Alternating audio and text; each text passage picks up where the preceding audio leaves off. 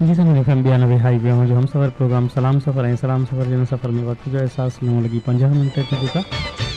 याद कयो असांखे हिननि ख़ूबसूरत लम्हनि में मक़बूल ख़ुश्क साहब मकली माण्हू असांखे यादि कयो। ऐं लिखियो अल्लाह पाक तव्हां दोस्तनि खे पूरी टीम सां ख़ुशि रखे। वॾी महिरबानी सेम दुआऊं ऐं असां गॾु हाजी सुल्तान लुंड खां प्यार अली लुंड बादशाह VIP आहे। वॾी महिरबानी अदा कुर्बा मोहबत जो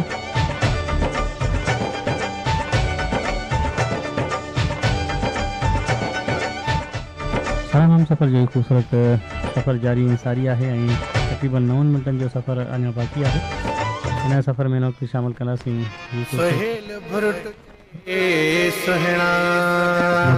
खूबसूरत मौसीक़ी के रंग खां पोइ आख़िरी लम्हनि में रोज़ाना सफ़र में असां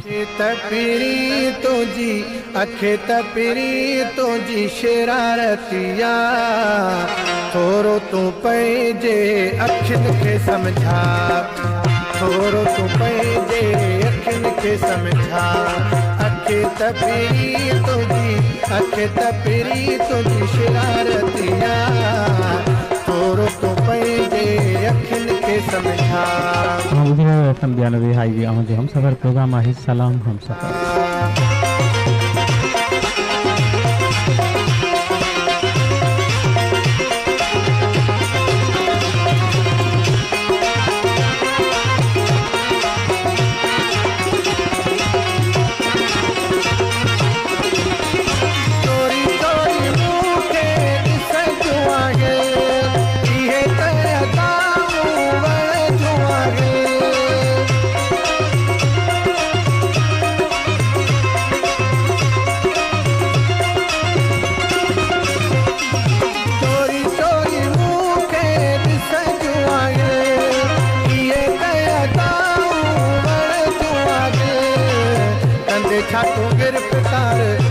छा तूं गिरफ़्तार मूंखे भला थोरो तूं पंहिंजे अखियुनि खे समझा, थोरो तूं पंहिंजे अखियुनि खे समझा।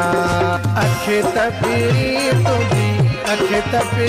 तुंहिंजी शरारतिया थोरो तूं पंहिंजे अखियुनि खे समझा, थोरो तूं पंहिंजे अखियुनि खे समझा।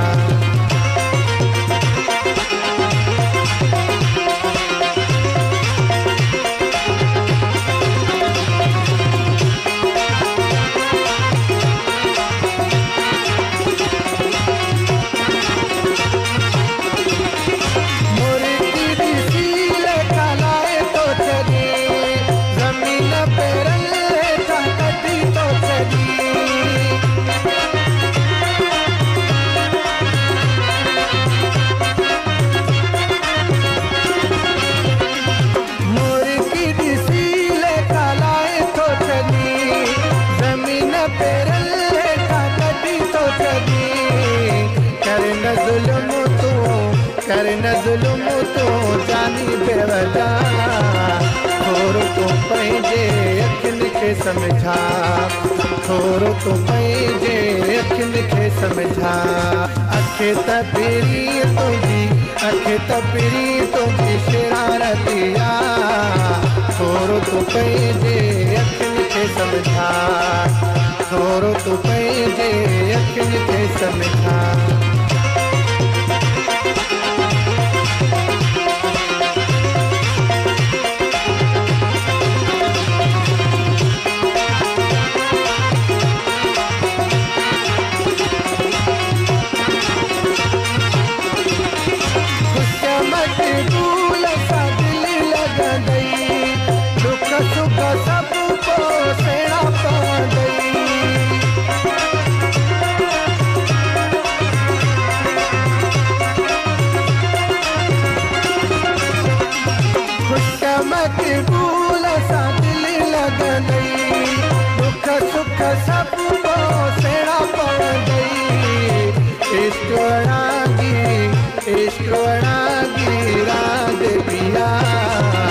थोरो तूं पंहिंजे अखियुनि खे समझा, थोरो तूं पंहिंजे अखियुनि खे समझा।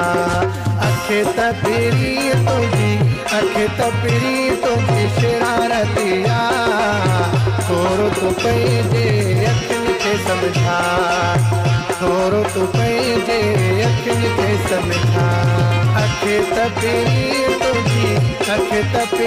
तुझी शरारतिया थोरो तू पंहिंजे सलाम हम सफर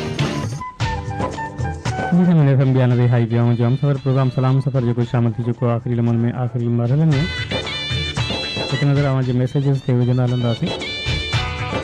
ही मैसेज आहे अस्सलाम वालेकुम वालेकुम अस्सलाम साईं छा हाल आहिनि बिल्कुलु ठीकु ठाक उमेद आहे ऐं बि ठीकु ठाक हूंदा और हिकु अमान भुतो किथे आहे जीअं त ईद छुटियुनि खां पोइ नो राब्तो नो कनेक्ट नाहे हाणे ऐं बिल्कुलु राब्तो हिन वक़्तु नाहे